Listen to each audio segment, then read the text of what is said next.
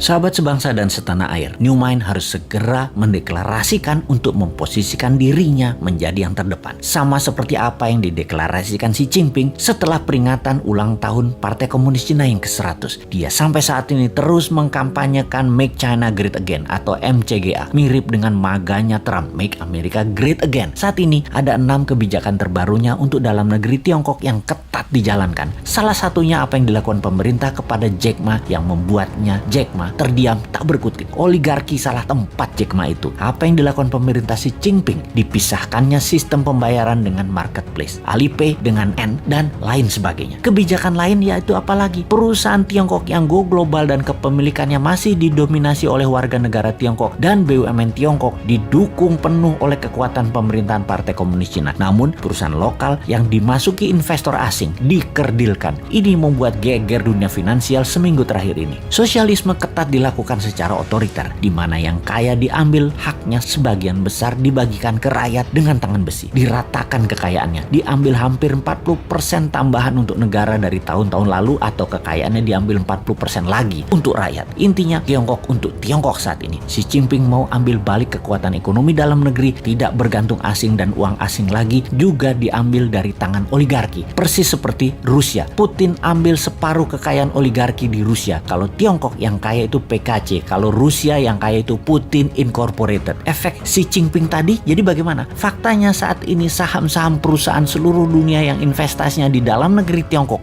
merah semua warnanya dalam seminggu ini. Dunia keuangan seluruh dunia panik. Aksi Xi Jinping ini cukup mengagetkan dunia, karena kalau Tiongkok mau, ternyata Wall Street jangan-jangan bisa kolaps. Hal ini udah ada di benak banyak pengamat. Mereka pengagum Amerika saja yang taat buta tidak melihat bahwa Tiongkok sekarang sudah banyak keunggulannya terhadap Amerika, termasuk sektor keuangan. Karena apa? Karena negaranya otoritarian yang dapat pemimpin yang bagus. Kita sebentar belok diskusinya tentang otoritarian dan demokrasi. Kalau kita dagang ada yang namanya upside dan downside. Dalam bernegara juga ada yang namanya upside dan downside. Di negara otoritarian, kalau dapat pemimpin yang jahat, egois, bengis, maka downside-nya banyak banget kepada bangsa dan negaranya. Kalau dapat pemimpin yang bagus, pro rakyat seperti Xi Jinping, Erdogan, Putin, Lee Kuan Yew, maka upside-nya untuk bangsa dan negaranya banyak. Di negara demokrasi, kalau dapat pemimpin jelek, downside-nya jelek walau tidak sejelek pemimpin otoritarian buruk. Kalau dapat pemimpin bagus di demokrasi, upside-nya tidak terlalu banyak juga. Nggak heran banyak negara walaupun demokrasi namun gaya pemimpinannya pengen otoritarian, berkuasa penuh. Seperti di negara tetangga, kalau aja para pemimpinnya bagus, sudah jadi negara superpower tuh dalam 20 tahun. Tapi faktanya memble, walaupun sudah otoritarian. Jadi apa dong jenis penguasanya? Ya udah tahu sendiri kan ya. Kembali ke Make China Great Again yang mengutamakan kepentingan dalam negeri dan mengutamakan keuntungan Tiongkok di luar negeri menjadi mesin perang baru, persis seperti maganya Trump. Ayo New Mind segera mendeklarasikan MIGA, Make Indonesia